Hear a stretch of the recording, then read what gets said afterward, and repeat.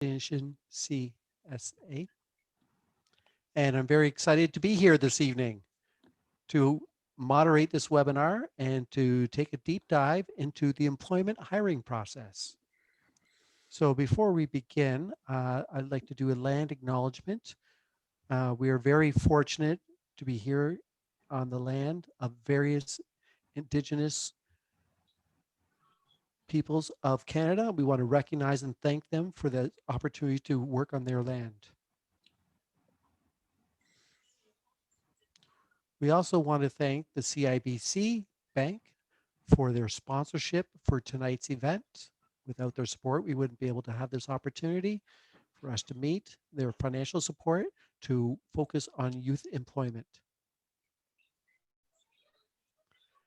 We're very excited to have 3 guests with us this evening.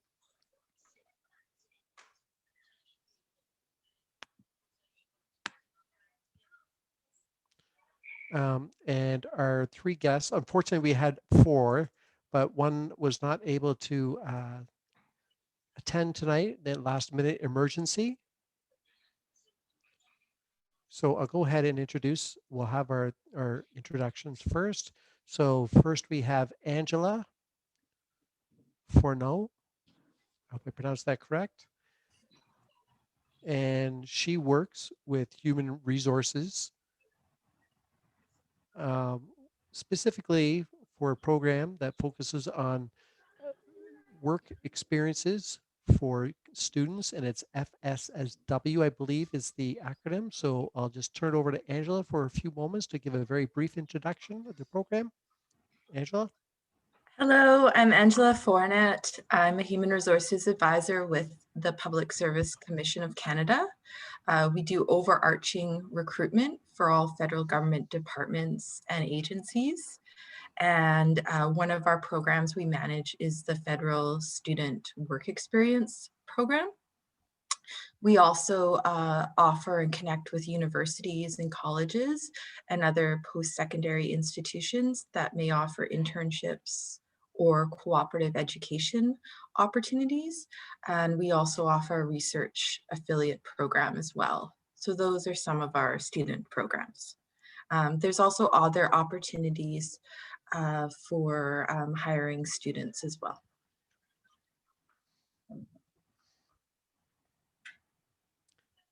Thank you, Angela, for the introduction. Next, we'll turn it over to, we had intended to have Libby Roberts from Farm Boy, but as I mentioned earlier, a last minute emergency was not able to attend. So we'll move on to Megan Youngs. Megan is from Silent Voice, and she is director of the ASL Family Education Program. And so I'll just turn it over to Megan. Go ahead, Megan, give an introduction to your program. My name is Megan Youngs, and I'm the youth work in several programs with Silent Voice, all under the umbrella of ASL Family Education. We provide support and education to families for language support with their children, their deaf and hard of hearing children. There's a number of families that are in our communities that we help and encourage and provide support to those families in terms of language acquisition. We have a number of teams throughout the province. And we also have some freelance contract employees and some full-time permanent, part-time, casuals, etc. So we do a lot of hiring this evening. I am so thrilled to be part of this program as a presenter, but also I see the potential in Canadian deaf youth. And often when I sit down and I'm in interviews, it's disappointing when I know that they can do so much better. And so this kind of event workshop is perfect in terms of tips and wisdom to provide to our deaf youth to allow them better opportunities to gain meaningful employment. So thank you very much for this opportunity. Well, thank you very much, Megan, for that explanation. And next, I'll turn it over to Roni McCarthy from Connect Society.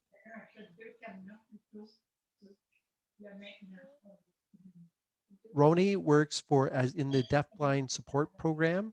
She's one of the manager in the program. So go ahead, Roni. Thank you for that as an introduced, my name is Roni. So I'm the program manager for the Deafblind Support Services program. Uh, as under the umbrella of Connect Society, we're located in Edmonton, Alberta, and we provide services throughout Edmonton as well as in Calgary. We provide services deaf, hard of hearing, deaf, blind, from infant to adulthood, and we have a wide range of services and programs. And so one of those programs is the one I am employed in. And thank you for the invitation to be a part of this program tonight. Well, thank you very much, Roni, for that. I'm excited to see the three of you here tonight to share your experiences and your specialties in your areas for the greater benefit of all Canadian deaf youth. And as you know, the goal for this evening is for deaf, deafblind, hard of hearing students who have been struggling to find meaningful employment and trying to find their way through in terms of application process, the interview process, resumes, etc. So tonight we're going to focus specifically on the hiring process. So the first question I have for everybody is, in terms of the hiring process, from outset to the end, what advice do you have for someone in terms of about to step into that process, the best way forward?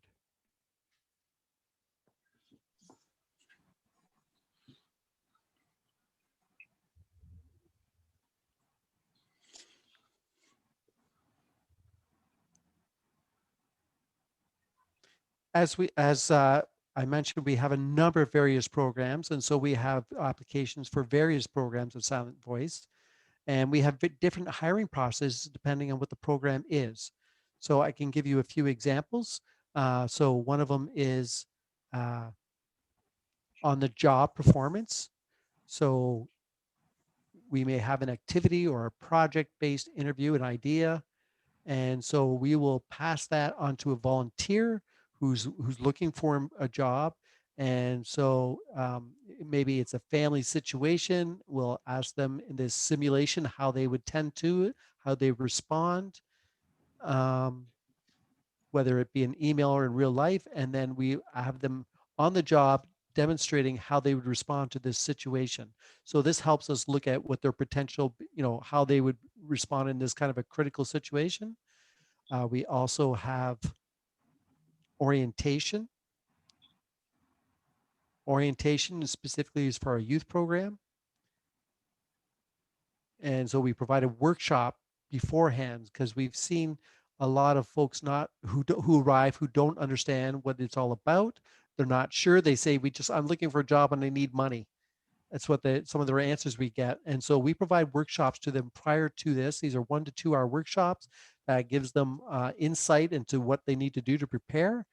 And then after that, they can attend to an actual interview. So the process helps them to understand and be better prepared. So that's particularly for like our youth program, summer camp program, day camp, uh, day instructors, that kind of a program. So they're working with families in their homes. Um, some interviews are just regular traditional formatted interviews. We have a list of questions, and then it really just depends on the position they're applying for in terms of the kinds of questions we have. Perfect. Well, thank you for your answer. Angela, Roni, did you want to add additional information?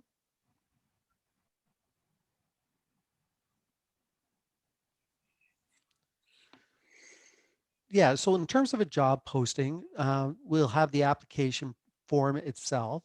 Some positions we require the application form, some do not. Sometimes it's a resume plus an application, cover letter, etc. So our posting outlines very specifically what our expectations are for the specific position. Sometimes we'll state in our postings that only selected applicants will be contacted for an interview. It depends based on how many we get, etc. So sometimes we will reach out and let you know that you're selected for an interview or you were not selected for an interview, and it's not the same. And don't assume that all employers handle that the same. Sometimes we follow up, sometimes we don't. It's just important that you look at the job posting to glean from that what you can expect, and read it carefully so that you're ensuring that you provide to the potential employer specifically what they're looking for in the application package. I don't know if I'm jumping ahead or not. Angela, did you want to add anything? Yes, thank you. So I've posted a link in the chat to our Federal Student Work Experience program. We also have specific program employment opportunities for students that identify or self-declare that they have a disability. And this program provides additional support through mentoring or different support networks. We also have adaptive computer equipment, could provide interpreters, whatever is needed as part of an accommodation request. So accommodation doesn't mean, of course, a hotel, but what it means is that what do you need to be successful and to break down barriers so that you can put your best self forward in whatever the process might be, an interview or a written exercise or whatever the department or agency. And we don't advertise necessarily specific jobs. Sometimes we do. They're located on the same site, but it's also an inventory. So you can fill out the application, select your areas of interest. You could leave it very general, and then a government department or agencies will look through the be given, sorry, a random selection of applications. So I really encourage students that do identify or self-declare as having a disability to apply through that program, but also to self-declare because there is a benefit in you doing so. And we want to make sure that the Government of Canada represents all Canadians.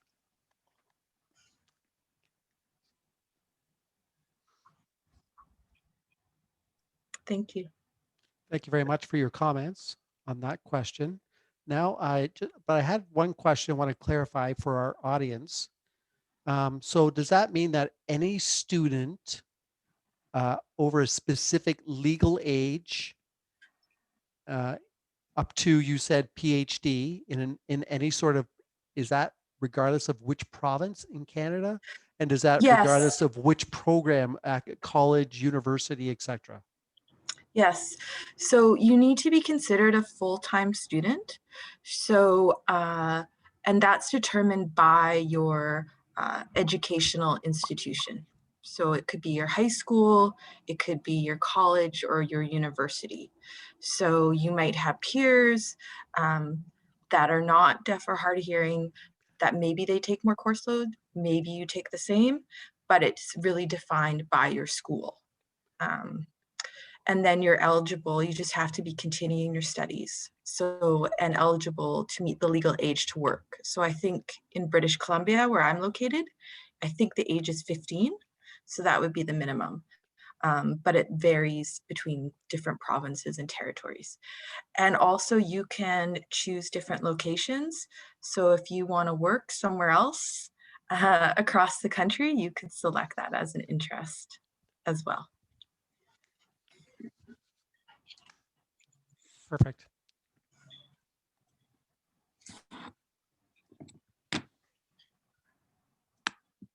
We're just having the interpreter switch, so we'll do both ASL and LSQ switch.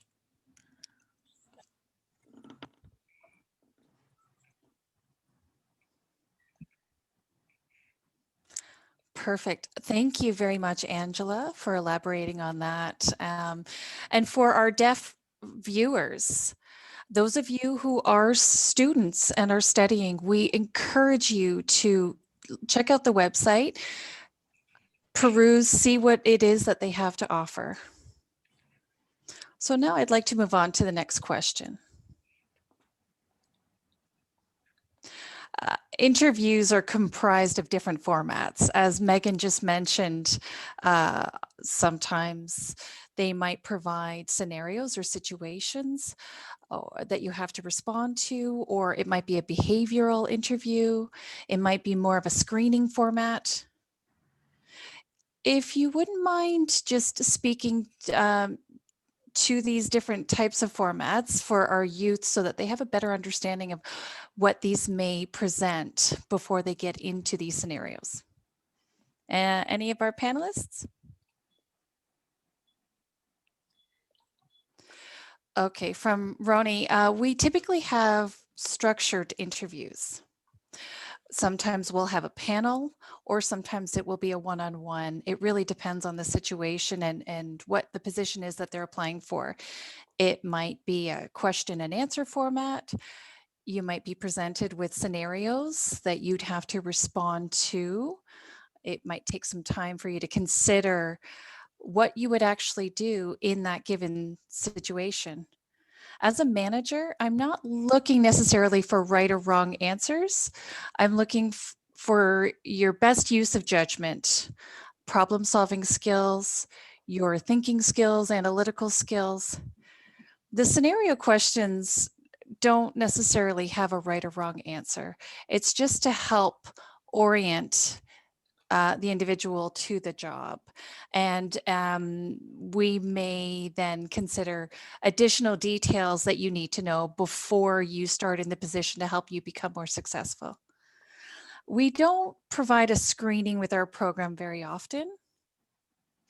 A higher level administrative positions might require further screening or an additional round of interviews until they pare it down to the final applicants. And we don't normally do these online. We do let the applicant know whether they were a successful candidate or not. And sorry, just to sum up, we typically let them know if they're a successful candidate through email, and then they will have additional steps moving forward. Thank you. Megan, anything to add to that? I appreciate Roni and the things that she discussed, but we do talk to the individuals on what to expect before the interview. We let them know that the interview is comprised of these types of things. We highly encourage them to ask for clarification. They can reach out to us prior to the interview or during the interview. We always open the door to questions. We speak to the role and the requirements. And that we again open it up to the applicants to ask a number of questions and to conduct some research. If they're not sure about what it entails, those are types of skills that we're looking for as well, the ability to do that research, to have an understanding of what to expect so that they can be prepared to answer the questions. It's essential for frontline positions that they have those research skills. So when they are working with the clients, that they can find this information to help support their clients better. So if they're asking questions of me pre-interview, that's something that often gets our attention and we're impressed with. So, and again, we do open that door to take questions at any time. And it's important for them to showcase the skills that they have. When it comes to screening, I've noticed that with larger companies, they often have a screening process to narrow down the candidate pool. But small agencies such as ours, we typically interview every applicant. Actually, in some of the positions, they require a very specific degree or certification. When working with the deaf community, for an agency such as Silent Voice, we provide a large number of programs and services that may not have one degree specialty, right? So it requires a wide skill base, which we can help provide. We do not screen out individuals if they don't have the specific educational requirements, because we do place a lot of weight on skills. if you look at the application and you think that your skills don't suit it, whether it's a requirement for a BA or a certain skill level that you might not have, go ahead and apply for the position anyway, regardless. Because as a hiring manager, I may come across a number of individuals that don't have the minimum requirements, but bring a lot of other skills, and I will choose the best candidate whom I know that I can provide that training for. So not often do we have candidates come to us with the degree. So go ahead and file that application. Angela, is there anything that you'd like to add to that? I'll just build on what Megan and Roni were sharing, because ours is very similar. For the Federal Student Work Experience Program, you complete your application, and also you would submit your resume. And it's good to remember that it's not just paid work experience, but also if you volunteer, or if you do a program through your schooling as well, or a specific course. Sometimes students forget to include that, and that is very valuable experience that we recognize. You might be invited to an interview, or it could be some kind of other testing. We usually provide applicants, potential candidates, with interview questions in advance. And when you are, if you are selected to or invited to an interview, we will always ask for what accommodations do you need. And so those accommodations could be, as I mentioned before, adaptive software. It could be an interpreter that is needed. It could also be that maybe you need more time. So we look at each of those requests individually and base it on the individual's needs. And there could be a structured interview with more than one person, or it could be a one-on-one interview with the hiring manager or someone from the team, and they'll describe the job, and also you get to ask questions. We love questions.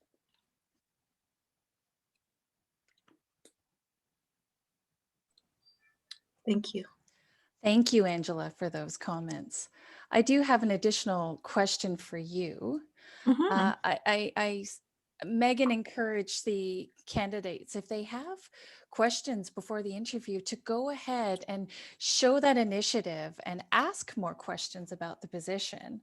Now, I'm wondering, Angela, from your perspective within the federal government, is this encouraged as well, or do you take a different perspective on that?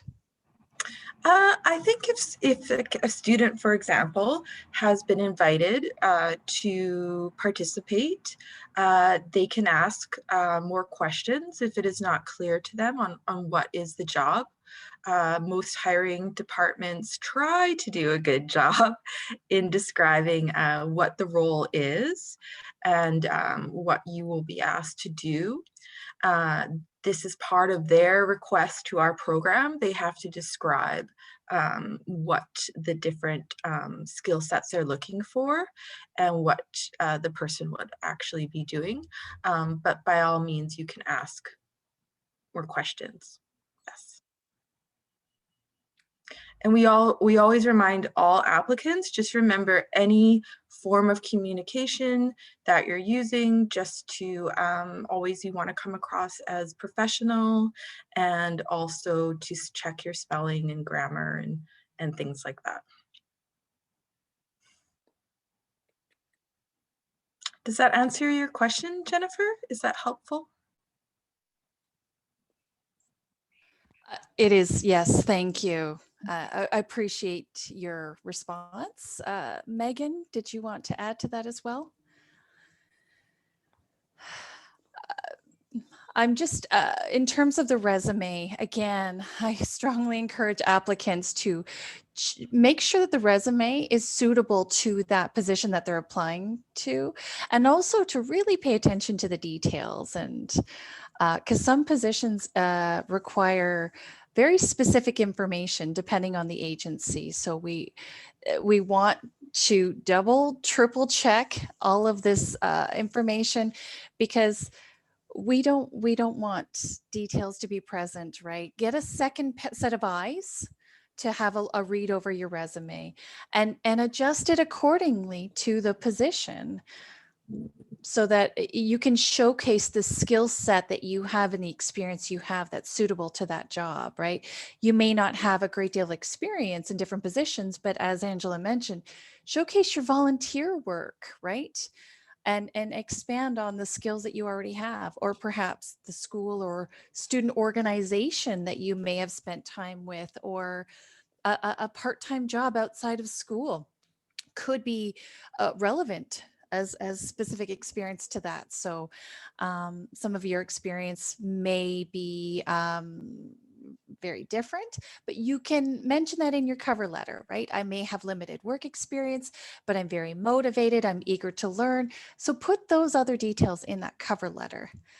But having a good resume is of utmost importance. Thank you. Roni, would you like to add anything additional? And for Moni, yes, update your resume as much as you can. When reading a resume, I don't want to see details from a number of years back. So for our viewers, right, it's important again to go ahead and talk about your volunteer experience. I know that it's been very frustrating looking for employment. Put that work experience on your resume. And I think a lot of you are feeling a lot of stress prior to an interview and reluctant to ask questions. Go ahead and ask those questions during that time. Use appropriate language, appropriate grammar, check for spelling mistakes. And if you do all those things, it will be highly beneficial. We encourage you to go out there and apply for positions, right? A lot of people are interested in certain positions, but they may not have all of the required skills or education. You never know. Go ahead and take a chance and apply. I'm really impressed with this discussion so far. We've seen a lot of very positive comments, things to do. What are some things to maybe refrain from doing during an interview, right? When showing up for an interview, any advice for potential applicants to not do? Or what are some common errors that you're seeing which lead to an unsuccessful interview? Panelists? Well, from Megan. I could speak to a number of things. Over the last number of years, I've seen a few things. The purpose of an interview is to essentially sell yourself, market yourself, speak to all of the things you can't do. Don't show up meager and quiet and humble, because the hiring individuals don't necessarily know who you are. So we need you to tell them who you are and everything that you have to bring to this. Sell yourself. Do your homework prior to the interview. Research the organization, understand what their vision and mission is. What are their program offerings?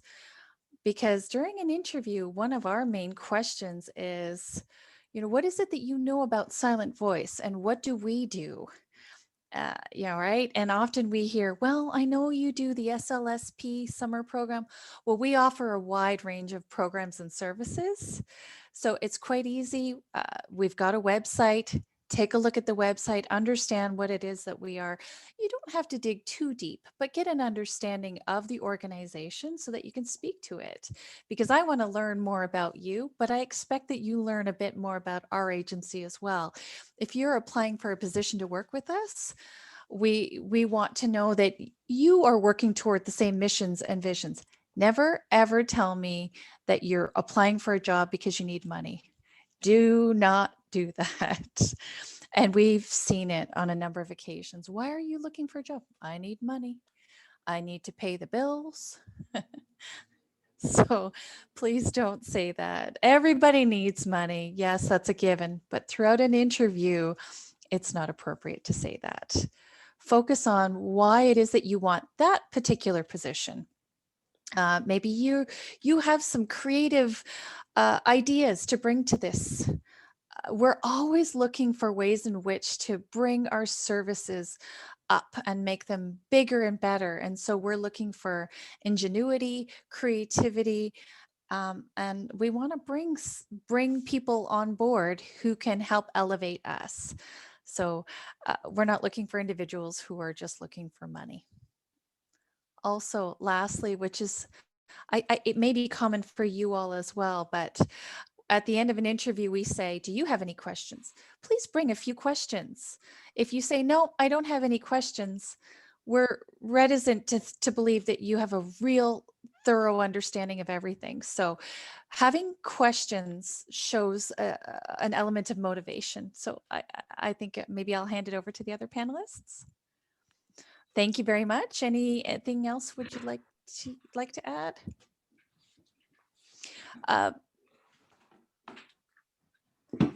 Sorry, the interpreters are switching.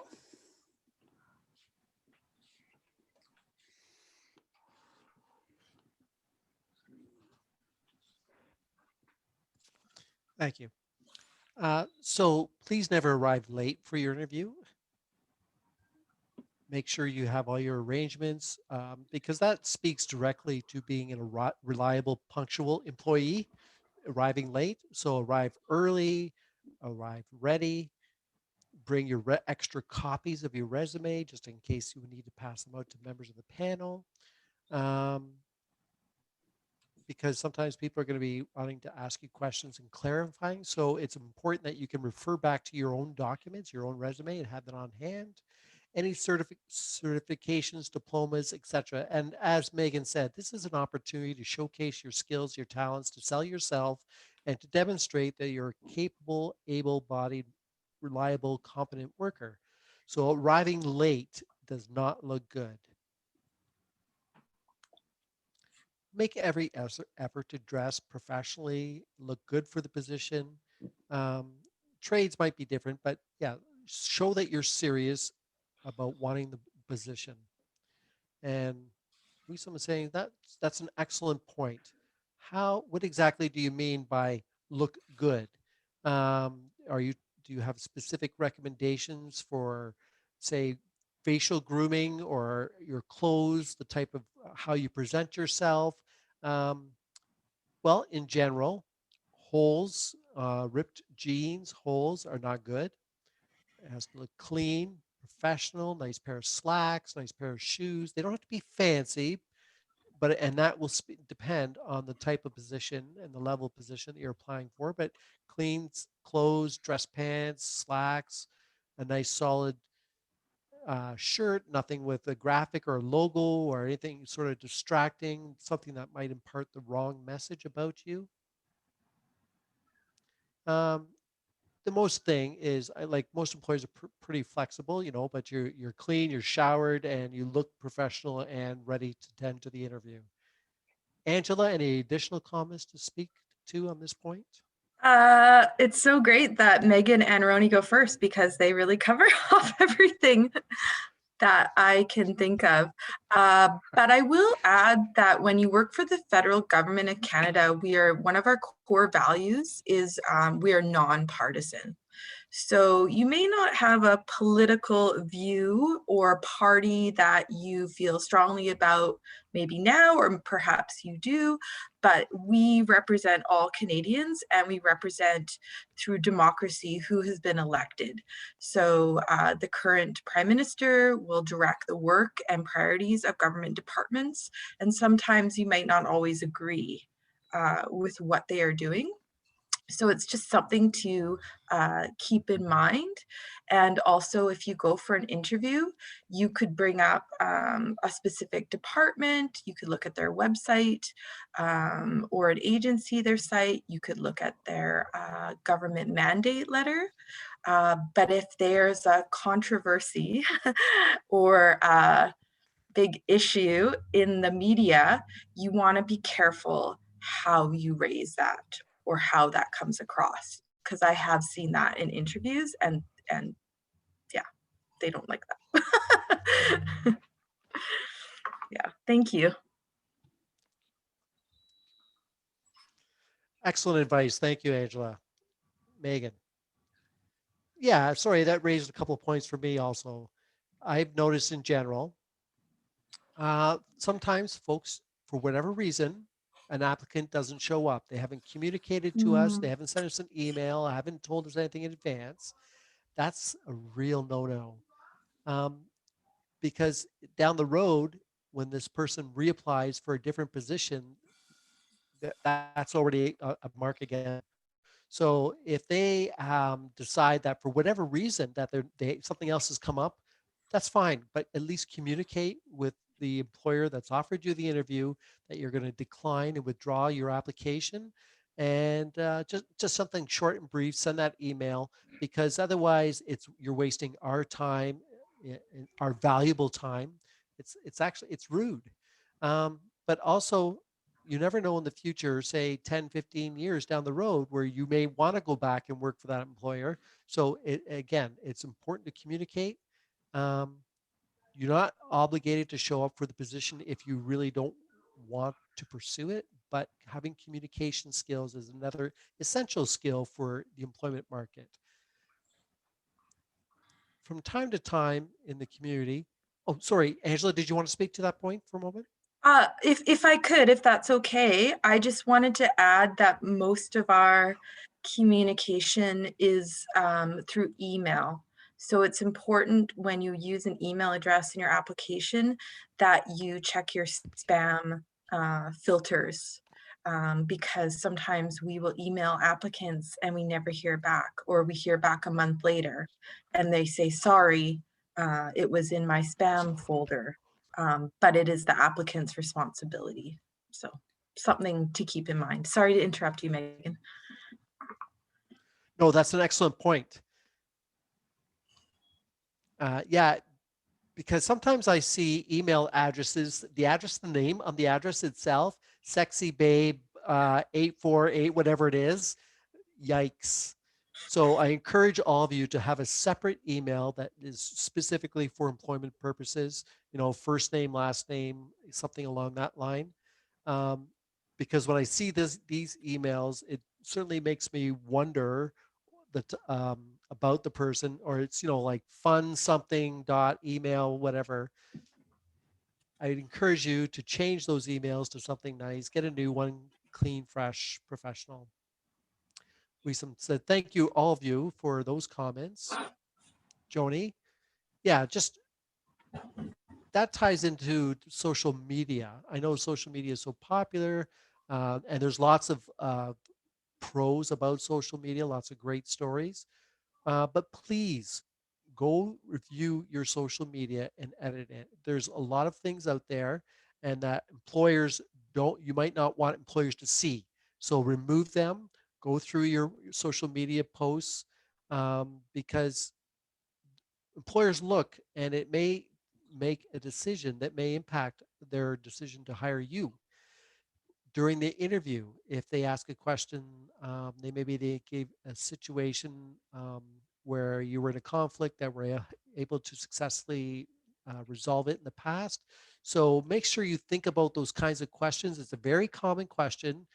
Please name a difficult situation that you faced in the past, because it comes out and they show that the result, the problem, inevitably was a negative, but you were able to navigate it to a positive outcome or solution. That's very important.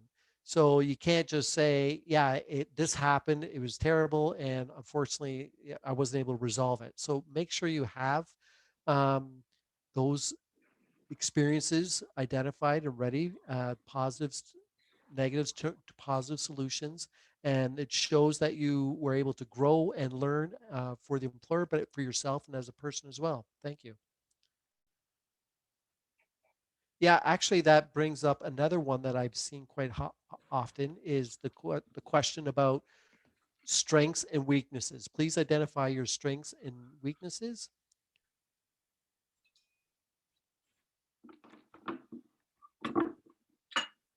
So think about that.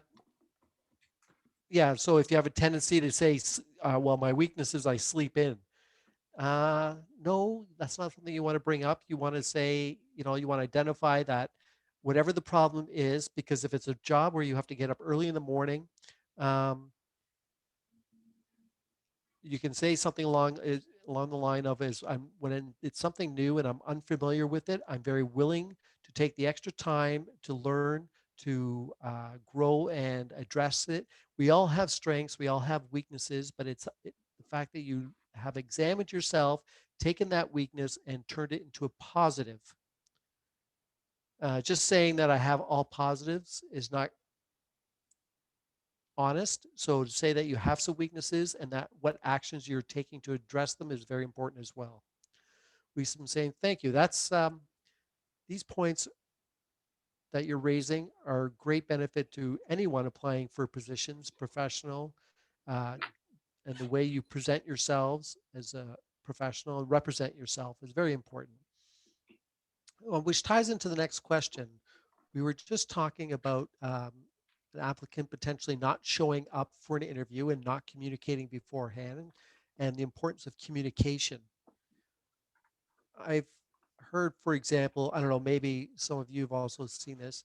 I had an interview and I forgot I didn't show up, or I applied and then the interview, I went for the interview, but they didn't hire me. Or I even got a little deeper into the process and they offered it to me, but then I turned it down. So I feel like I'm not going to apply again because I turned down the position. So what is your advice or your share your perspective on this? Do you encourage people to reapply or to apply to the same company if it's a different position or if they applied and they met some failure with that company? Do you encourage them to go to reapply? Roni? I don't see any harm in applying again, reapplying. The important thing is to address and plan how this is going to be different from the last time. And maybe to acknowledge, you can say, whatever happened the last time, I was going through this or something, you don't have to go into any great detail, but to make sure you acknowledge that this is now different because if not, you're establishing a pattern. And be sincere and show that you mean it. And that's really important. Sure, if something came up and you were having a hard time in that particular moment in your life, you've overcome it, that's great. It's important to communicate that this is different going forward. And I'm sure that the employers will accept and look at your resume and application. It's not going to always apply for every situation. Every companies are different, but it's important to emphasize that now it's different. Megan or Angela? I could add, I agree with all of Ronnie's points. I suggest if you are going further into the process or as you move along, if you seriously do not want the job, then perhaps you might think about withdrawing from the opportunity. Or sometimes we have people apply and they go through the process because we create a lot of what we call pool, so qualified applicants, but it's very frustrating to those hiring managers if they invest a lot of time in conducting different assessments just for you to say no at the end and you never had an intention. Most government departments are quite large, and managers move around, but you never know, they might stay and remember that. So I would think about that carefully. Of course, things do come up in life last minute and you can share and don't have to go in the details, and just acknowledge that unfortunately right now some things happen and it's not the right time in your life to commit to this opportunity, which I think shows very good judgment. I myself have personally taken on jobs when perhaps it wasn't the right timing in my life. And then that provides even more challenges, not only for yourself, but for the organization. Thank you.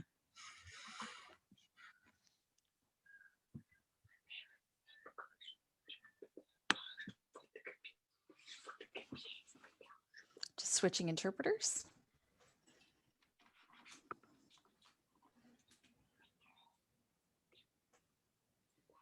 Okay, over to you, Megan. Those were some excellent comments. I have one thing I can add to that. If you remember, there's a great deal of turnover. You may have applied for a position in an organization. The program may have changed or expanded. A number of changes can occur.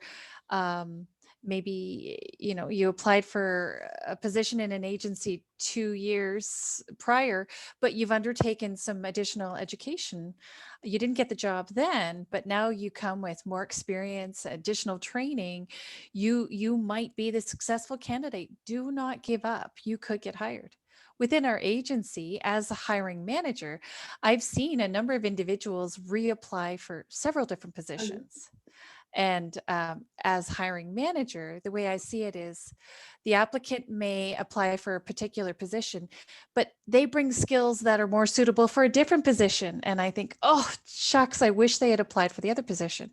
And then they may apply again for the other position. Sometimes it happens, and it's great because I've interviewed them and it went well, and I knew that they'd be a good fit. I didn't hire them for that position, hoping that they would apply for the other position.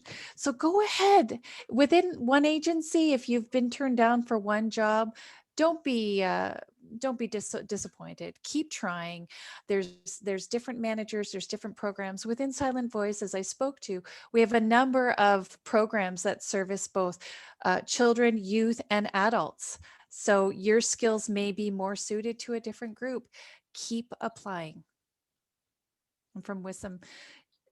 For example, as you mentioned, an individual sees 3 positions posted at the same time. As a hiring manager, how do you perceive receiving an application from the same applicant for all 3 jobs? Does that look good, or how would you perceive that? And from Megan, I can't speak to other hiring managers who bring differing perspectives. It may look like the applicant is really just looking for a job, right? Or it may be perceived as this person is very eager and willing to work in any position. It depends. Are they similar positions? If they're vastly different, that may be perceived differently. So it's hard to respond to that. As I mentioned, Silent Voice is a very small agency and we rarely see that, but I could see some pros and cons to that. Angela?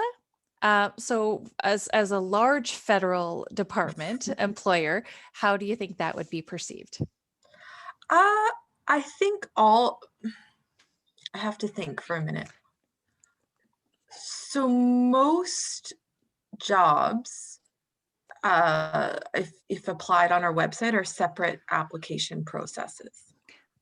So we are trying to streamline so that a hiring manager could look at a job advertisement and see that, oh, this looks similar to what I need. What are the people that qualified in this? Can I go contact them directly? So it's not necessarily a bad thing. What we see sometimes, if someone had a very high education and they're applying for a very entry level role, which they could still do, but the hiring manager might question, why is this person interested in this job? Will they stay in this job, or do they just want to get into the government and then move at the first opportunity? So I think, like Megan, it depends. It depends on the situation. We're also trying to partner with more universities to do events that are what we like to call speed sting. So where students are encouraged, or people that have graduated are encouraged to apply for those multiple positions. And then an organization might look at that and say, okay, well, actually, this application is quite strong for this other job that I have. I'm going to consider them for this role. So we're trying to move into more modern recruiting versus just applying online and it taking a long time for us to go through applications. Many government departments don't have their own separate recruiters.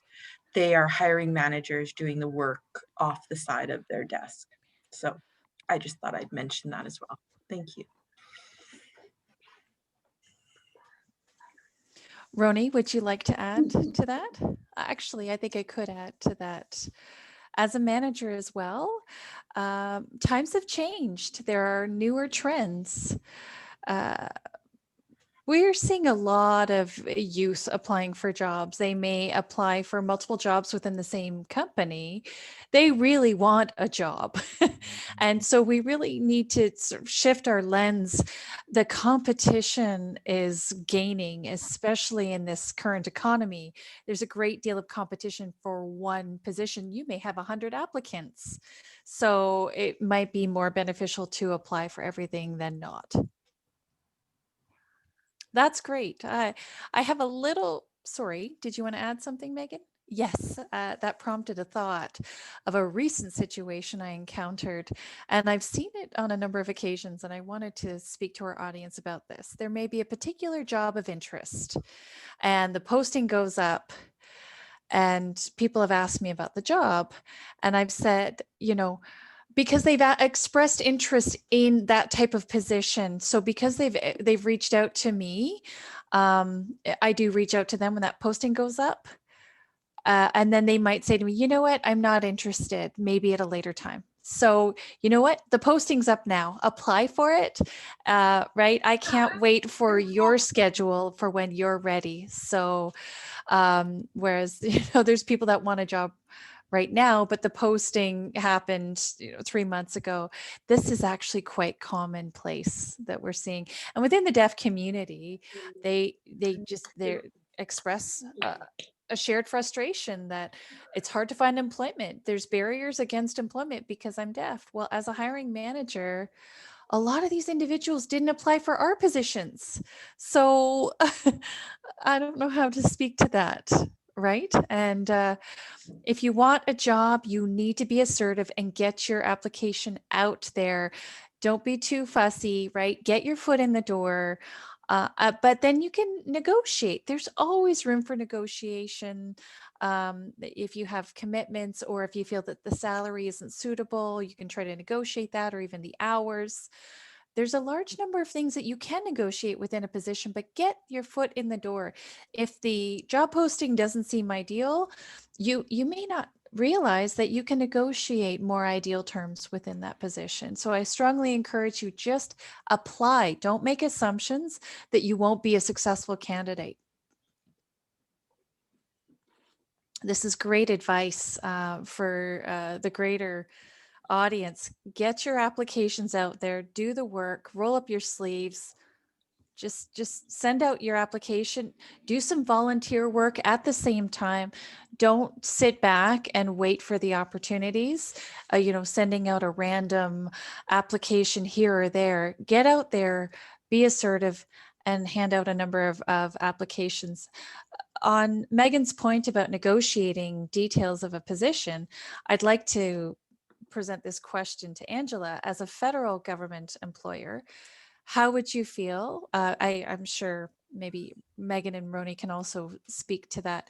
If you've invited somebody for an interview and your schedules don't work together, a lot of people are afraid to say, I'm not available that date. And then that leads to a missed opportunity, or potentially arriving to the interview late. Do you have any advice? Can the applicant say, I can't make it for that time, but can we shift the time of the schedule, or does that not look good on the applicant? What's your take on that, Angela? Most of the time, hiring managers, we really try to give people at least a couple or a few options of different times. So candidates can communicate to say, no, unfortunately, I'm working, I'm available this time, or I have family commitments, etc. If an interview is scheduled and you agree to it, and then say you happen to be sick, that day or some kind of family emergency, those are usually what we will accept as a reasonable reason. And we might ask for doctor's note confirmation or some other little bit further details, and then look at rescheduling as well. Yeah. But if it's something, well, you know, it's a beautiful sunny day and I didn't want to sit for an hour to speak with you, and I could go to the beach or go for a walk, you have to think, what is the priority, because it's hard for those managers. They're trying to make the time, and they need to be able to meet with candidates and be able to fill that role as hopefully as soon as possible. Thank you. Mm-hmm. Megan and Roni, anything to add? I agree with you. As a hiring manager, uh, I'm not HR. I'm a program manager. I'm hands-on in the program as well. So if I have to hire somebody, I have to block time in my schedule to make myself available for interviews. And I have a large number of things on my plate that I have to attend to as well. So I have to juggle my schedule and come up with 3 or 4 available spots and shift things around to provide options for applicants. But I'm working within a limited time frame, right? And if they can't fit within those parameters, it might be something that we'd have to do in a week's time. But I'm looking to fill that position sooner than later. I can't wait a number of weeks or months to accommodate their schedule, right? I need somebody in that position as soon as possible. I encourage you to be committed to the process and find this time to make it to the interview. If it's, you know, taking time off from your current position, sometimes just changing things. If it's the same day, but maybe rather than the morning, the afternoon, but you can't be postponing things weeks out as well. Take the initiative, and right, think about it. If it's an agency that has a separate HR department or a large organization, there's still the hiring manager or the program manager, and it's their time as well. And everybody's working within a limited amount of time. And be committed. And it would take a serious illness or a major emergency to prevent you from attending. Thank you very much. Very good points. Roni? I really just wanted to say, make every effort to show up to your interview. Reschedule your other plans as much as possible, because this might be a one-time opportunity. Try to avoid rescheduling when possible. In my agency, one example is, we're a very deaf-friendly environment, but when you consider other organizations and companies, they might not be as deaf-friendly. They may have hired an interpreter for the interview, or they've provided additional accommodations, which are not easy to secure, and that doesn't look good on the employer. And not because they're deaf or hard of hearing or deafblind, but the employer went through these additional steps to create these accommodations, and they've given up their time. So really think about this. Try your best to make it. Thank you. Very, very beneficial. Megan? I'm not sure if this is pertinent to federal government, but there may be a position in a different province, or you have to travel a great deal for the interview, or if you're willing to relocate for the position, right? So rather than have an in-person interview, are they willing to do it virtually or by phone, if there's a requirement to move, right? Toronto is an expensive place to live. There's a number of people, and at Silent Voice, some of our positions are, quite remote because we cover such a large area. So you may be required to work in the northern parts of the province or the western parts. So rather than have them come in person, and don't be afraid to ask if it really is that difficult to get in, ask for it virtual. But now, of course, being in the midst of the COVID pandemic, I think everybody's pretty much equipped to do things virtually anyway. Let's do a switch.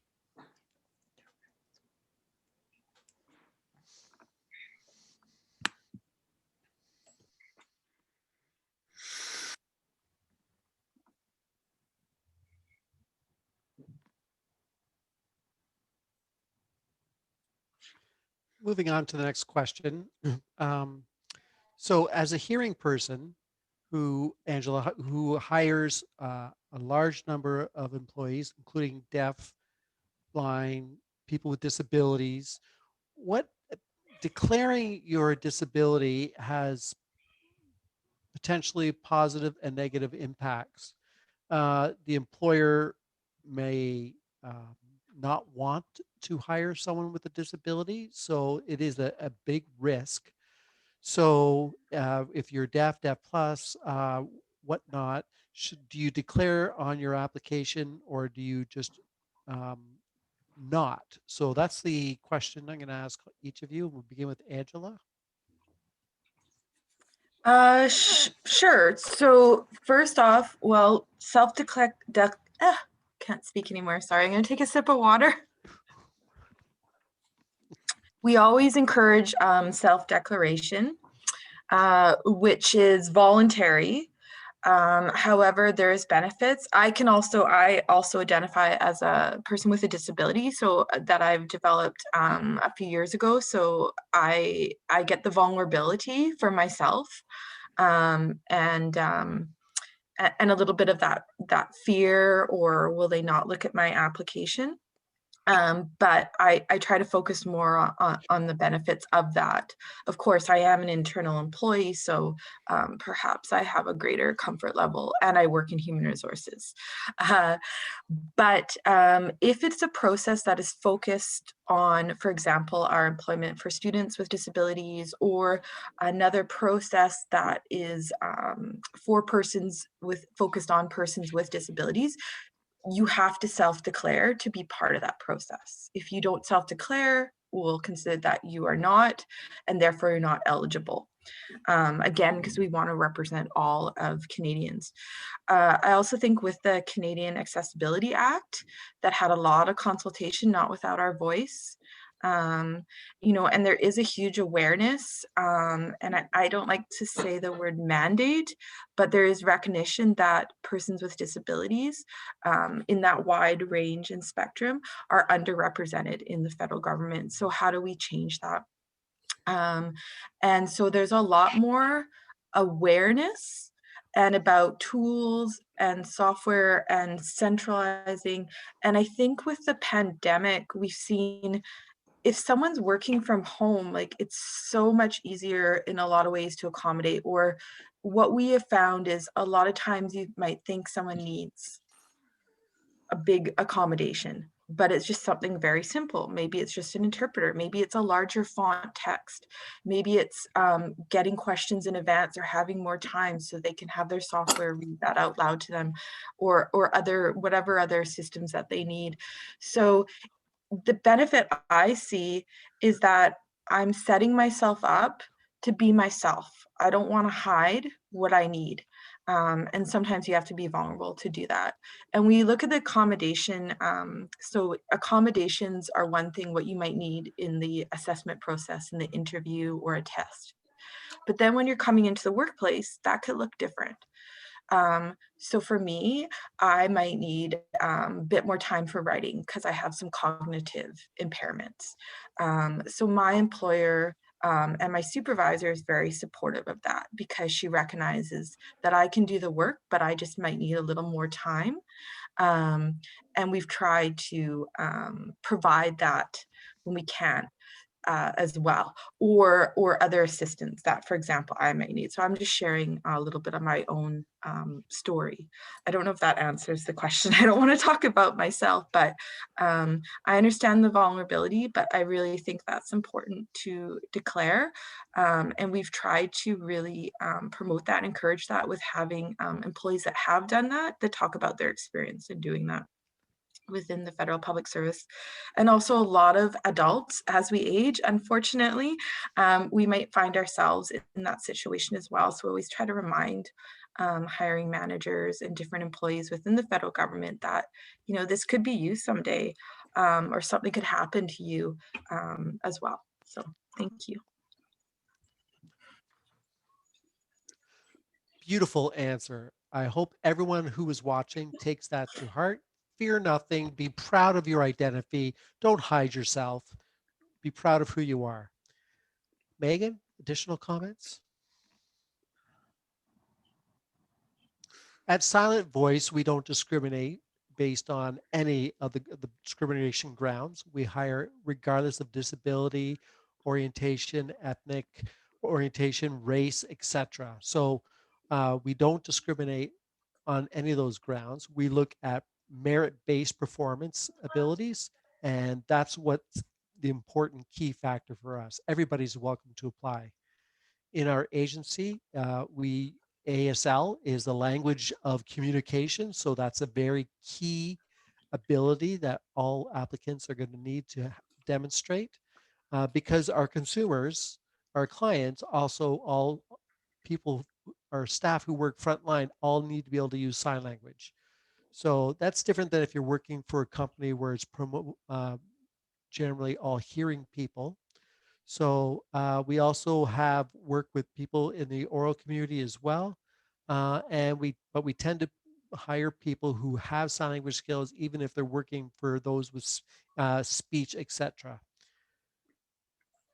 So we've looked at hiring a deaf person and looking at hiring a hearing person who has sign language skills. We prefer to hire the deaf person because typically majority of the work is going to be using in sign language, working in our community. And so if there is a specific position, we give them, and they don't have it, but we need them because of their skill set, we give them a timeline of a couple of years to develop their skills, but we primarily would prefer to hire those who have language skills in place. And for those who are considering applying, we encourage them please to look at the job specifications carefully. If communication is a major aspect of the job, for example, phone skills, and you don't have those skills or you do have those skills, please identify them. For example, VRS is a service that we can access for employees working. So some people have not applied because they felt they didn't have a particular skill, but there are accommodations in place that we can access. So I encourage you all to apply and identify these things because it's also an educational moment. And sometimes during the interview process, we'll ask the question, how would you communicate with this hearing mom who is approached the program? And so we can then hopefully, if they've done the homework, they can talk about various apps, accessing interpreting services, the cost for interpreting services. You know, we have a limited budget, and so that we need to be able to anticipate those costs. And if an applicant can demonstrate that during the interpreting process, if they know the range of prices for interpreting services for an hour or 2 hours, whatnot, so we're able to educate and show that knowledge and awareness. So when it comes time to hire, we can provide those tools so that they can do their work successfully. Most hearing employers are unaware, have never met a deaf person, don't realize that there's a wide range of support and accommodations available to make employing deaf youth a great benefit. Roni, I think everything that's been said has been beautiful and to the point. It's really important that you look at your need, take a hard look, assess what your needs are, be clear and identifying them to a potential employer, advocate for yourself. I know that we all wish that accommodations were already just in place, but please take a critical look at what accommodations you're going to need for the position and be willing to identify them so the employer has a realistic understanding and sell yourself, sell your potential, sell your skills. And really, education and awareness are very key. It's uh, res- an ongoing responsibility. We all have to show hearing people that deaf people can and are and able to be successful employees. That's beautiful. Thank you. One thing just came to mind when we talked about accommodation. A company or a hiring manager reaches out and invites you to an interview, and the deaf person is going to obviously is how do they tackle asking for an ASL interpreter for the job interview or an LSQ interpreter? Some deaf people are afraid to identify that in because they might be rejected for the job interview. So in my experience, I've had a couple of experiences with this. One company, very friendly company with people with disabilities. So I wasn't afraid. I identified that I was deaf and that I would want an interpreter, and they quickly processed that. The other company, I felt I was unsure. They weren't friendly. I wasn't sure what to do. The email I hadn't been declared yet. So I, out of pocket, paid for the interpreter for the job interview. So, what is your advice on how to handle that situation when an employer reaches out and offers you an interview? Roni? Yeah, if I could start, because I'm sure others will have additional comments to add. So, check with local interpreting service agencies. Quite often, they may have a separate funding mechanism in place to cover employment-related interviews. So, it's important to reach out to them to know your options. Check with them first. This is my first piece of advice. I hope you're not paying for yourself for interpreting services. Um, have the information ready for the company, the contact and whatnot for the interpreting agency if you're going to reach out to to declare and ask them to contact the agency. But so that's the first step. The key thing is to check with the local agency. Um, where we are, we have funding in place. Other provinces, I'm not sure about. So that's the one key piece I just wanted to pass on.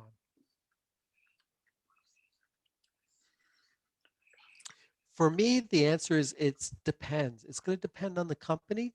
Some companies are great, they're friendly, warm, welcoming, aware, others are not. So I think you're going to have to look at the company and the position, and are you going to deal with this, discrimination and barriers with that company or not? Because if you can't get the job interview, what's it going to be like working for the company inside when you have staff meetings and regular communications that you're going to need access to?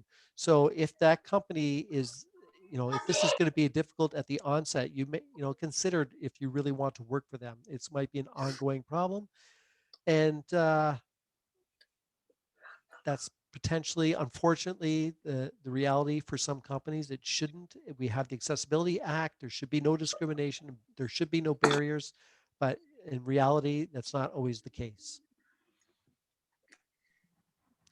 However, if you really do want to work there and they're not willing to provide, um, in you might, sorry, if you don't, if they're not willing to provide, you might want to consider working elsewhere, because you're never going to be truly feeling like a part of the team there. There's always going to be frustrations with access inside, and you want to feel that you're an equal member of the team. So think about it, have a really hard look at whether you want to work in that kind of a situation. In terms of interpreting, in Ontario, there's Canadian Hearing Services. The Canadian Hearing Services, they recently changed the name, CHS, and they do have under one of their programs an accessibility orientation program for employers, businesses, whatnot, in providing orientation to employers. I think they'll come up one or two times. You have to contact them for fuller details, but they'll come into your workplace. They'll look at what accommodations should be put in place and identify that in a workplace plan. Some folks are deaf, some are hard of hearing, etc. So they'll look at what particular accommodations are needed and advise the company accordingly. Some staff have been very frustrated and are aware that Canadian Hearing Services provides this program, and so just recently become aware and have been able to consult with them. So that's another piece just to share with everybody. Okay.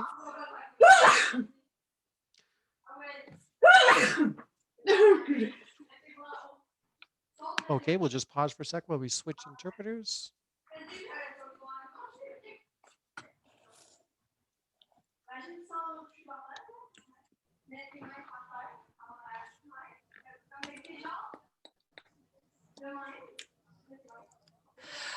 So we've seen different perspectives, and Megan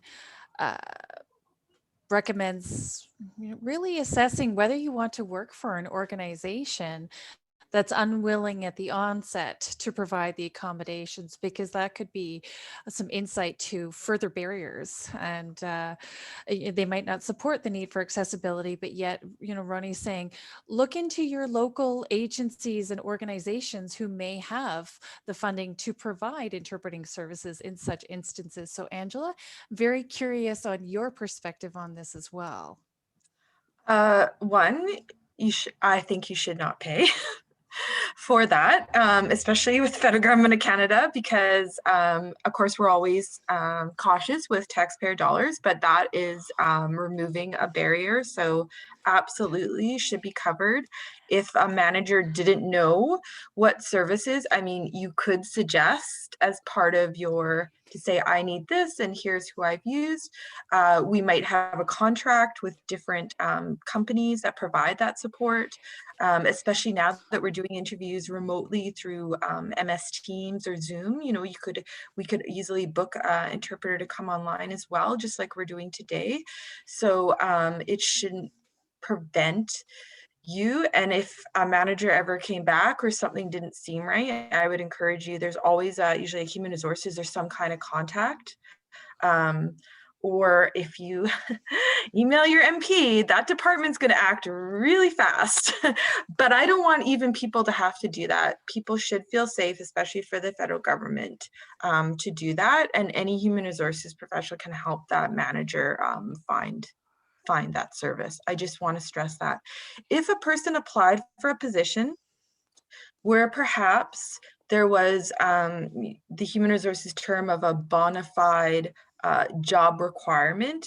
So I'm thinking where a certain level of hearing might be needed. I don't know, fishery officer, maybe that's even changed now. Most of my career has been with Fisheries and Oceans Canada.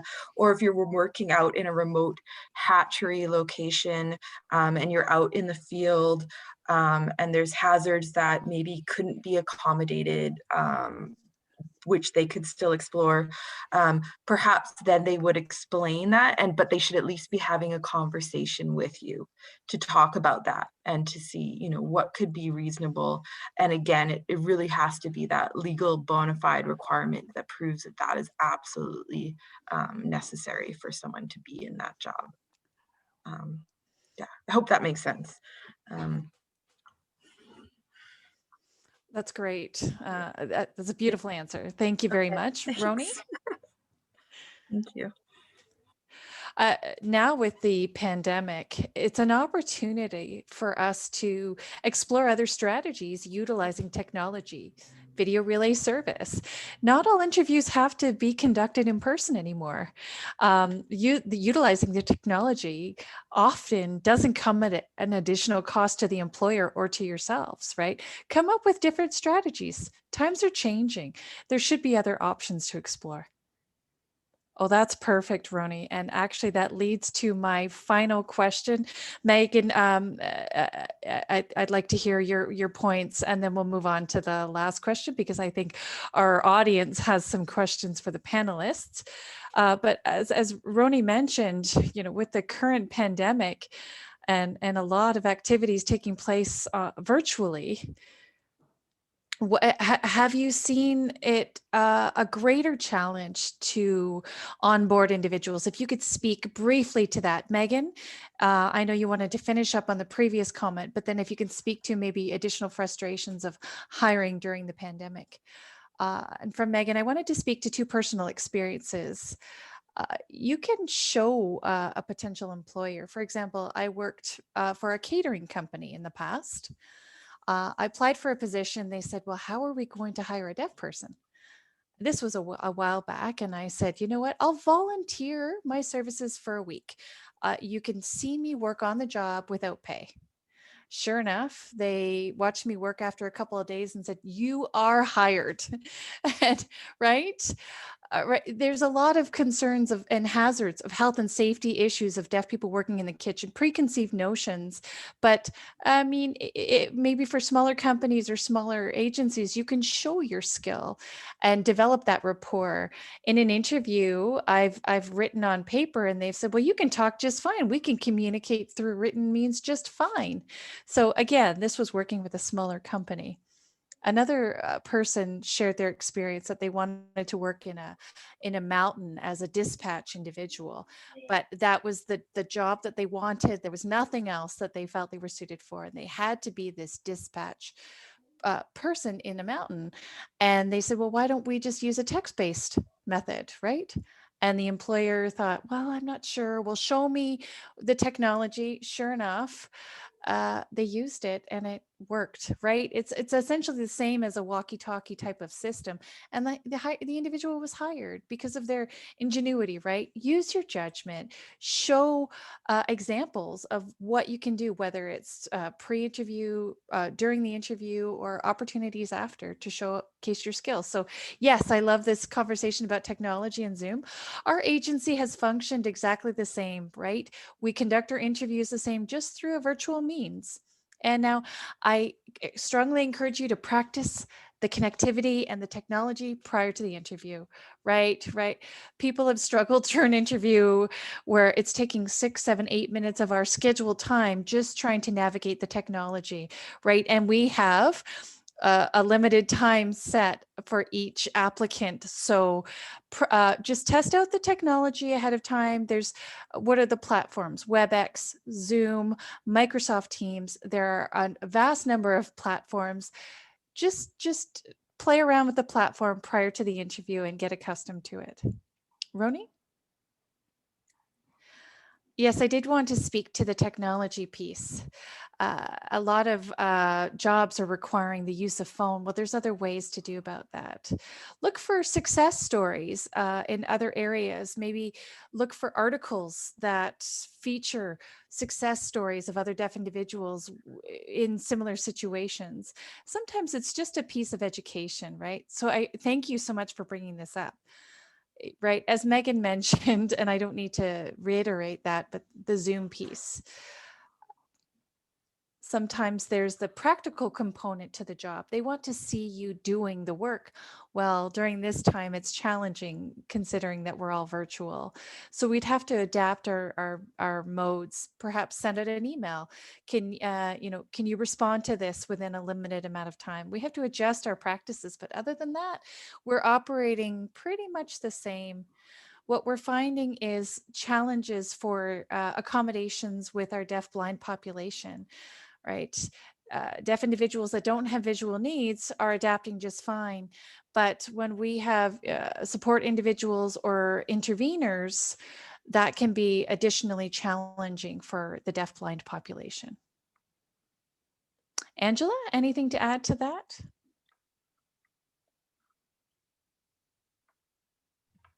Sorry, I had to excuse myself for just just a moment. Can you please repeat the topic? I apologize. Oh, certainly, no problem.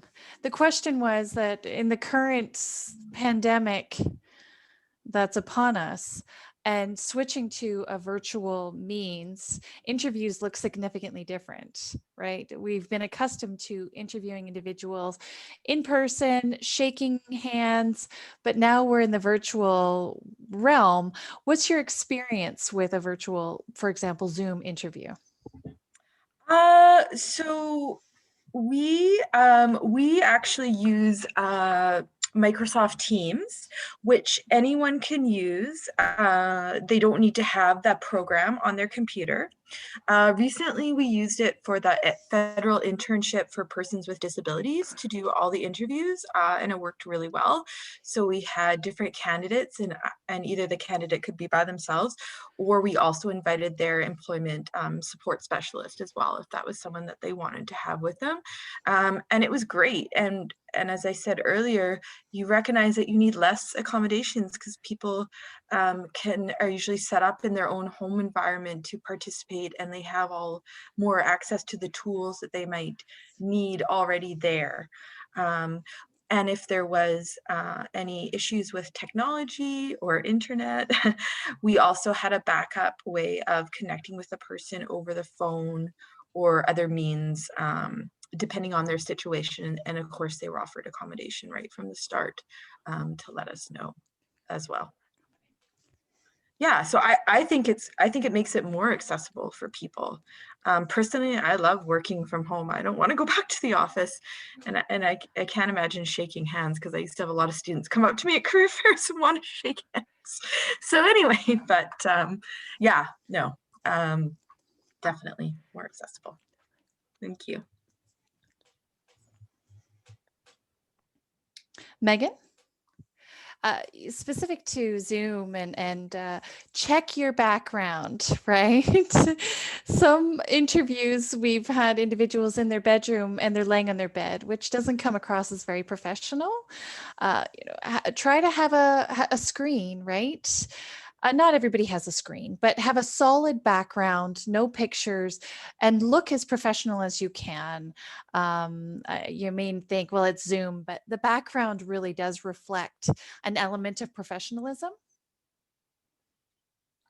That is some lovely advice on being mindful of the background and keeping it simple, not distracting. Yeah, or things in the background, people walking behind you. Right, right. I think just a few final comments. I think it's really imperative to just do a sum up and wrap up. You know, we really want individuals to get out there and do the work, right? I'm saying, you know, I'm using the words fight, but I don't mean in a combative way, right? Fight for your rights, educate individuals, get yourself out there, provide solutions, show your ability to problem solve and come up with solutions. Don't expect the solutions to be brought to you, bring them to the table. And I think that's excellent advice. You know, work really hard, fight for the opportunities, jump at the opportunities. And I really want to caution everybody watching, volunteer opportunities are not beneath you, right? Volunteer opportunities are not a waste of time, right? Everybody on the panel has expressed how important it is to get out there and volunteer and get that experience that provides you with a much richer resume. And get out there. And it doesn't mean that you are lesser than, or that, you know, you're regressing, right? You will continue to take those strides forward to whatever it is that you're looking for. Megan, I agree with you on the volunteerism. And as a hiring manager, I've seen a lot of you when you volunteer out in the community with events. I see you there, and that makes an impression. So when it comes time for a small agency like ours within the deaf community, we know each other. And if I see you out in the community, right, you may think that nobody's watching, but I do see you. So I encourage you to keep it up, volunteer, get yourself out there. Our agency provides a lot of volunteer opportunities to youth to give them experience and work with mentors. Where a lot of these opportunities do lead to employment. So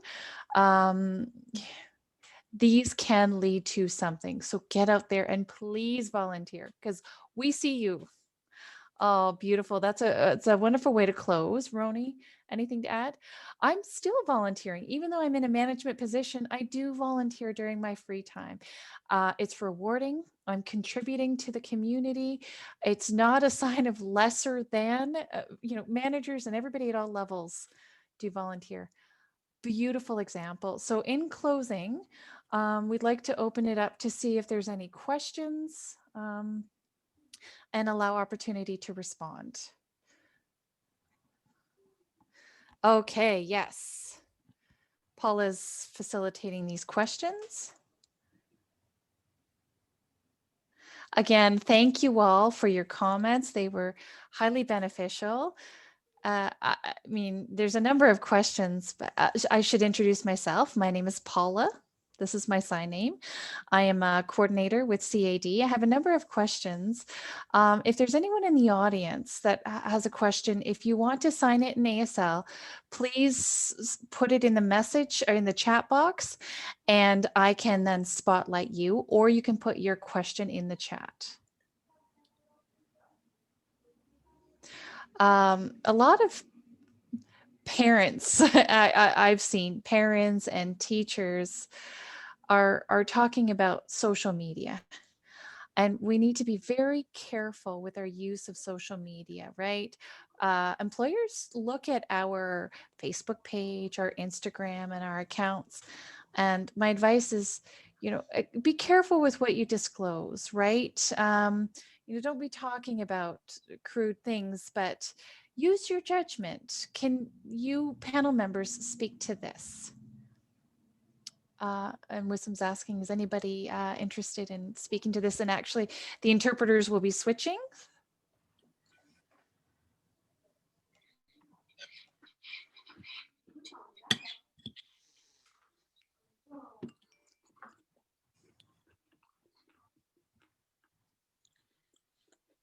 Angela, go ahead, please.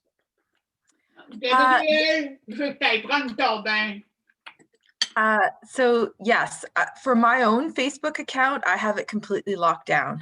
You can't find me unless I give you the email address. But I'm also very mindful of, I have a lot of friends, former bosses that are part of my Facebook group. So I am mindful of what I post. I'm also mindful as my role as a public servant. That I can post my opinion, but I'm not necessarily going to post that I absolutely hate pipelines and I can't believe my boss, Justin Trudeau, bought a pipeline today. I'm so angry. I wouldn't post that. I might think that, but I wouldn't post that. It's just, I think it's that balance, and definitely, and I have friends. I grew up in a smaller town that might have more cruder tastes at times, which I have either unfollowed or just let them know that, your ability to post, but I don't need that coming up on my feed through Facebook. So I'm just very mindful of what I post in social media, and I do Google myself quite regularly, to be honest, but that's me. So I would be mindful. We have dealt with situations from a values and ethics and nonpartisanship role when people's, especially around turbulent times in the government, with different, hot topics or areas of conflict. But we also recognize we want to respect people's voices and freedom of speech. So it's just that balance of the role and who you're representing. Thank you.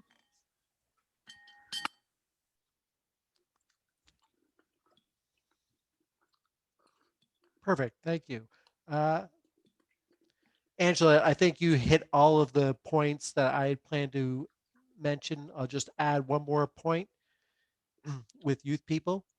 Before you quickly respond to something, take a moment and just think about it. Is it that important to respond on whatever platform it is? Sometimes it's better just to not respond.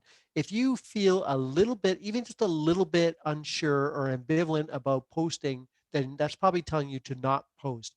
As a manager, I have faced a number of circumstances where members in the community, the deaf community, were mad and posted something about us. And so situations do come up on Facebook, and we have to tackle them. We can't just sweep it under the carpet, because it is our reputation, our organization. So employees say, well, it's my personal time. It's not the organization. No, but you represent it 24/7 when you work for us. So even myself on a Saturday night out with some friends, having a good time, someone comes up to me and starts talking about silenced voice, I right away, I just, even though I'm on my off the clock, I'm still 24/7 a member of Silent Voice, an employee of Silent Voice. So I encourage you to just think about it before you post. Take 2 minutes, pause for 2 minutes, and ask yourself, is it worth it? As a hiring manager, I do look at your social media accounts and have a look. Any others to add? No, Roni's saying I think both of them have tackled or identified beautifully all of the issues. And when you post, assume that that post will be permanent. It could get deleted, but someone may have made a copy, and at some point it could come back to haunt you.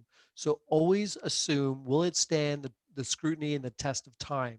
So if it's something where people are, making lots of nasty comments and you're contributing to that, think twice and just think, will this stand the test of time?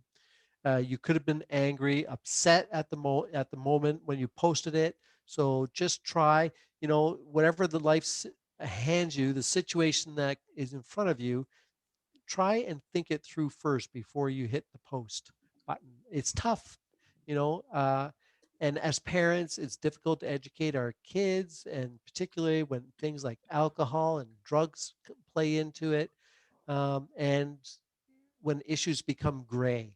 It's so difficult to navigate, and sometimes it just doesn't look good when you post. And Wisam said, just to add to your perfect comments, I recall learning. I remember one time I was reading an article, and the article said that 99% of decisions are made out of anger or wrong, and so you need to take a moment, step back, think about it. Don't make those decisions during moments of anger, because the outcome is never positive. The second thing, work isn't easy. It's taking one step at a time, building the foundation, and you just pull one piece out and the foundation crumbles. And that one piece could be as simple as hitting the post button on a Facebook post. So think carefully before you post. My grandfather's advice to me, he was very wise, is always try and be in the middle. Don't be on one end of the continuum on the one end or the strong on the other end. If you think about salt, if you have too much salt, it leads to high blood pressure, too much of anything. And if you don't have enough salt, you can go into dizzy spells and pass out. So you have to be somewhere down the middle, balance. So, and that applies to life. Try and always find that happy medium place. Thank you. Paul is saying that's a wonderful explanation. I agree with all of the comments. Apply to our youth as well as to high school students who post in on a regular basis, and sometimes they post something and it comes back to haunt them. They have that learning experience, and so your wisdom helps us all. Now, in terms of Angela, I know with the federal government, um, the two recognized languages, French and English. Uh, there are many students who attended school for the deaf who never took French. So what accommodations do we have provided to that type of a student? There's ASL and there's LSQ, but how do we, from the federal government's perspective, in terms of providing accommodation, can you speak to how you would accommodate students?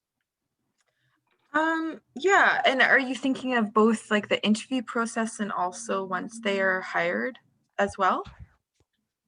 Yes, please. Okay. So again, it could be through in the interview assessment. It's just important to ask for that accommodation. I think someone had posted for the Government of Canada, the Translation Bureau, which also hires independent people for translation, ASL, or sorry, I wrote it down, LSQ. My apologies. Also, we've seen also, I haven't experienced necessarily with a candidate that's deaf or hard of hearing, but we have also had persons that identify with disability that have a assistant or a person in there. So there could be something with the role that could also look at perhaps there is a comfort level to have an interpreter there. so that is a person's preference to communicate as well.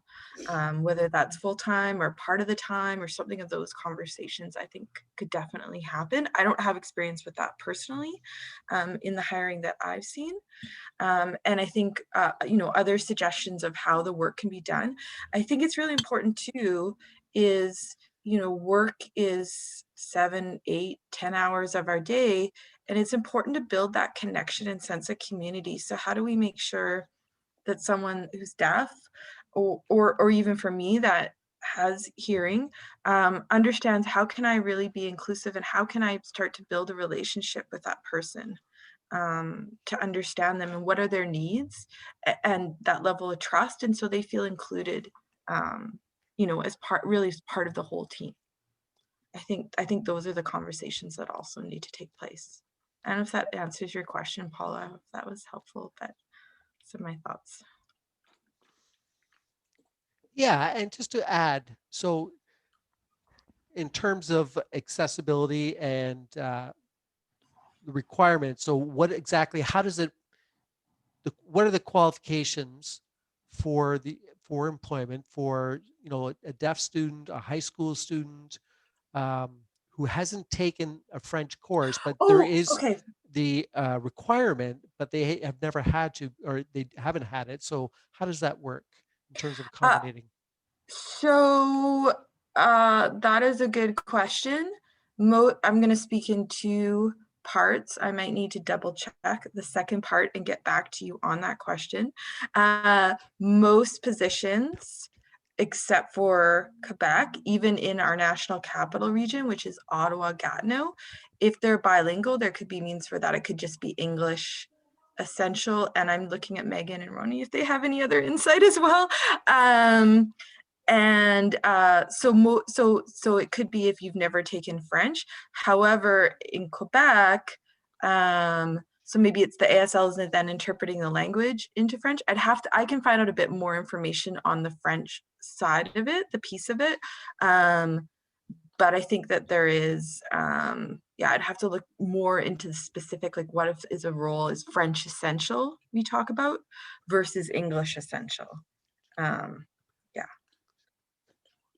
Is that helpful, Paula? I can look more into that, into specific roles that are French essential if you like. Just let me know.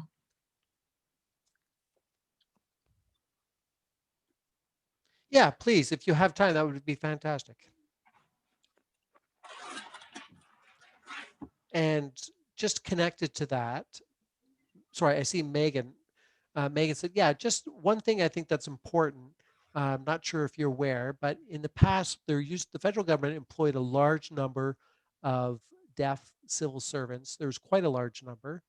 And the requirement was French and English. You had to be bilingual. But then the number of deaf people that were employed by the government declined. And I think a number of people stopped applying because they assumed that you had to be bilingual. So I think it's important to identify and share with the community that information because people have just not been applying under maybe the wrong assumption that you had to be bilingual. So that is an important piece to investigate and share with the community. Sorry, I just want to clarify a little bit more, or Paula, I can email you to clarify. Oh, sorry. Go ahead, Angela. Are you sure? I just interrupted Roni. I'm so sorry. Go ahead. No, it's okay. It was a follow-up to the original question. So go ahead, Angela. I just want to clarify that most positions could be English essential only. I don't know if that helps. It doesn't have to be bilingual, but I will still follow up in the question. Perfect. Thank you. Okay, so just Megan and Roni with the NES LSQ community. So if they want to work at your agency, what accommodations would you provide to them, Megan or Roni, if a member of the LSQ community wanted to apply for a position at either of your agencies?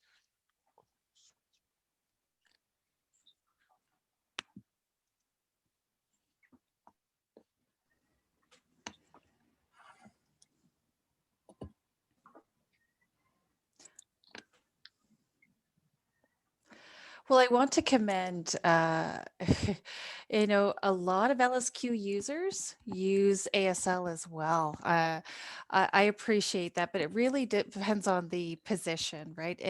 If there's a requirement for written English and they don't have the skills, I encourage them to upgrade their skills. A lot of services, a lot of what we're seeing is ASL and English. We have a great deal of LSQ users in Northern Ontario as well as in Ottawa. But if ASL users want to get involved in the LSQ community, we encourage that, right? If it can lead to employment. If there's a requirement for written skills, they might do an assessment on your written ability. Or if positions rely solely on your ability and your signed language, that's great too. For our youth, we have the Sign Language Summer Program Camp. It would be wonderful if we had LSQ users who could come and work at the camp or participate in the camp to expose our children, because we do recognize both languages for the deaf. So for our children and youth, come and apply as LSQ users. We are using visual language. If you're still learning ASL, we're happy to have you on board too. So if you come and participate in our program, you will acquire the language. We've brought in some LSQ users with some of our participants, and don't think that you can't. Just take the initiative and apply. Roni, anything to add? I was going to say the same thing. For Western Canada, it is predominantly ASL, unfortunately. We do recognize, though, however, with the recognition of sign language as a language for the deaf community, if you're interested, take on the challenge. For example, we're seeing a lot of different ASL classes offered through online means. We're not seeing the prevalence of LSQ classes. We're hoping to see more offerings of LSQ courses. I'd love to take LSQ courses. I'm living in a bilingual country and I don't use the French signed language. So to the LSQ community, we want to see more prevalence across the country. Take on the challenge. Like Megan said, it really depends on the position. We can work something out as the hiring manager. If you need specific training before you can apply for the job, don't limit yourself. That's great. Thank you. Excellent comments. Moving down to further questions. You covered a lot of content for youth and adults, but how about those high school students who are, there may be some internship positions or opportunities for high school students, but they may seem daunting, right, for a student, right? What are positions that are more suited to high school students? If you could just provide a few examples, whether it's in printing or in a mail department, what would you perceive as being appropriate for high school students?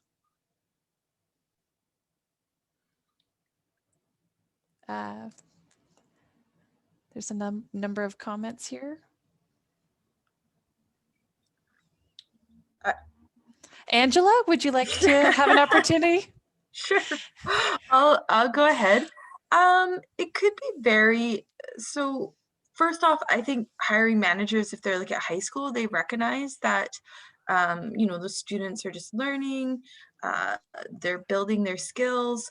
So, and it also depends on the student's interests. It could be something like you suggested, the mailroom or providing support, administrative tasks, maybe helping out with different tasks of operational groups, or for example, at a fish hatchery or something.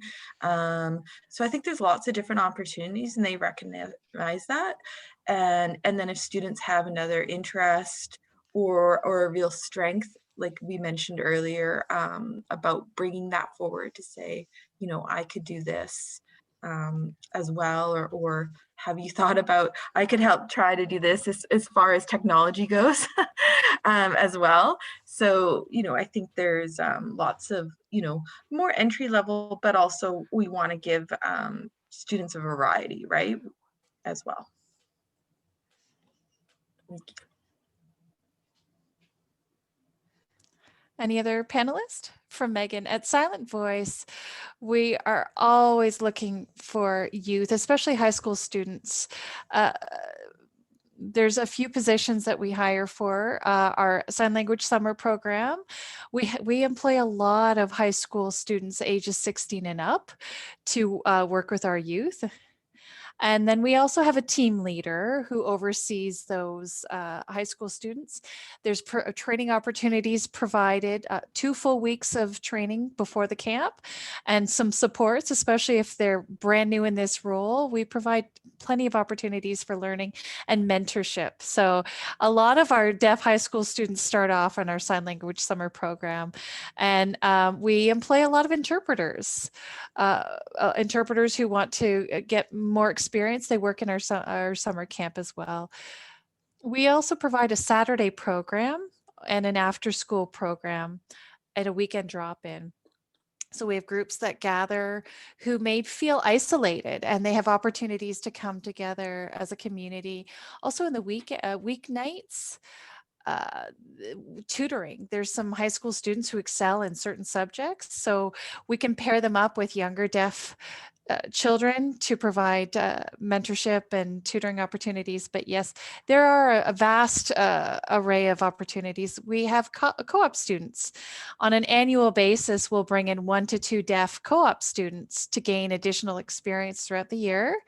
It's typically office administrative work, filing, printing, and whatnot, but we do provide a great deal of training for that.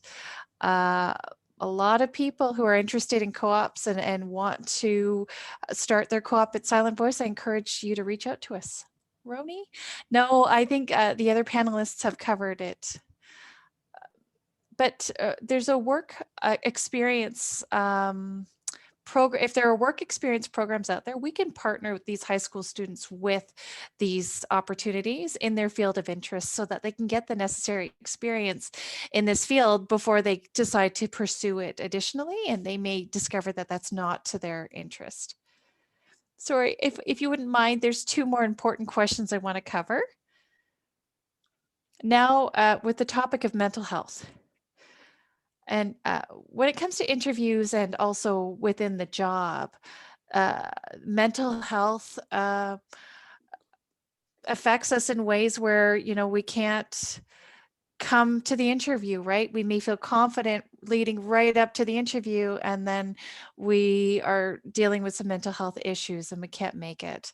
What are some supports that you think are available for that? What are some things you can advise about? And what are positions you think that would be suitable for individuals who are struggling? If you could expand on this. Roni?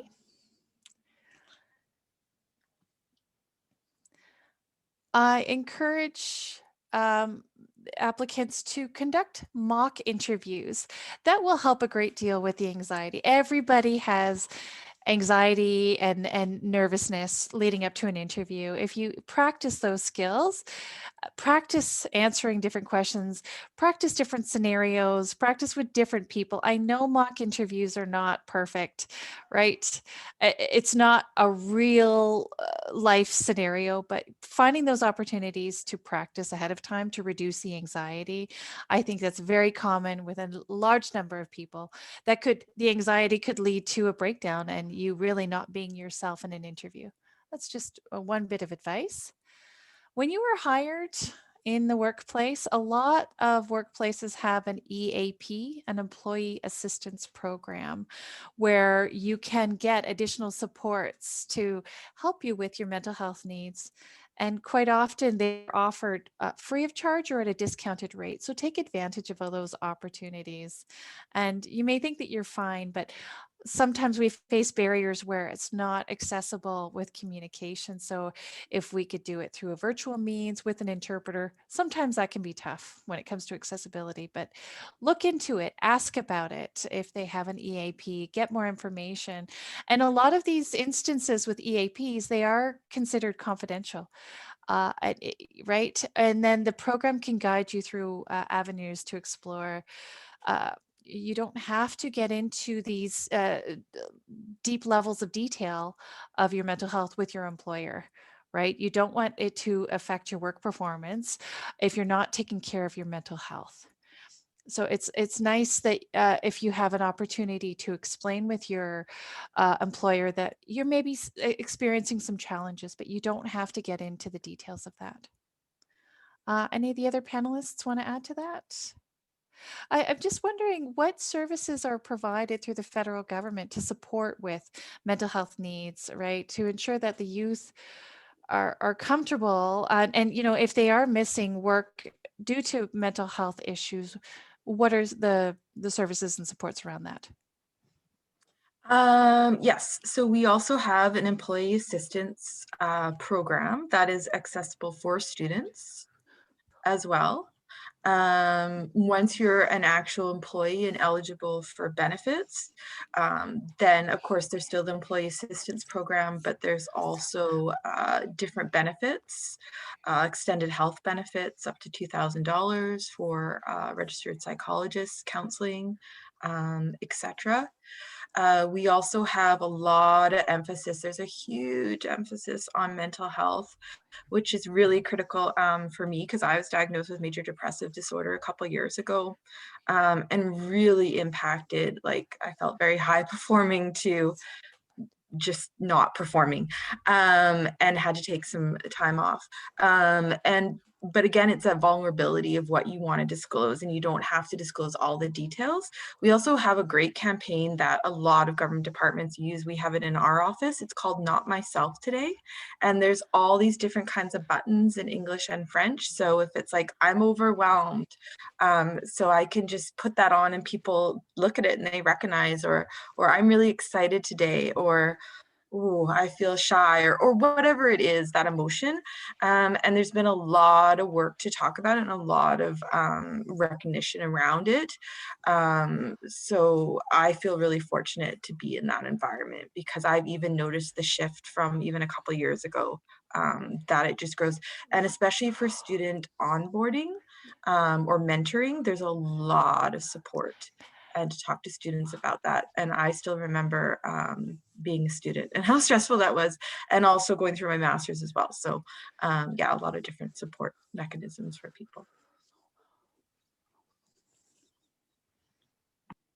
That's amazing. Thank you for that response. That is so imperative for our audience to see that and seek the help that you need. Don't give up. Don't feel like, you know, the anxiety and the overwhelm and the depression is taking over. There are resources available to you. Okay. Roni or Megan? Megan? When it comes, not necessarily interviews, but when you are hired, communicate. Communication is key. Your supervisor and your manager cannot read your mind. If you're feeling like you're close to a breakdown and that you need a break, it's okay. You're human. Communicate your needs. Communicate what you're feeling. Again, like Roni said, don't get into detail, but just say, I need time off. Most supervisors and managers get it because they value you as an employee. If you break down, then the team breaks down. And so everybody needs to be functioning well as a team. You don't feel like you have to keep it in. We all have our good days and our bad days, and that's okay. But it's important that you communicate your needs. Most supervisors and managers and higher ups understand it, and they'll know and they'll take care of it. And your coworkers don't need to know. And as the other programs were mentioned, look into that as well. And it will be okay. Communicate your needs. Don't feel like there's anything wrong with you. Okay? We're all going through this. I have one last comment from Roni. I know in society we face a lot of stigma with mental health, and it's still prevalent today, right? There's a need for more awareness. Develop a good relationship with your doctor, your counselor. If you need time off, you have that note, right? Employers often want to support you, but they need that medical documentation. So make sure you have a relationship with those practitioners, and if necessary, get the paperwork to take that time off. That's really important. Some employers need to follow want to help, but there are procedures in place that they have to follow.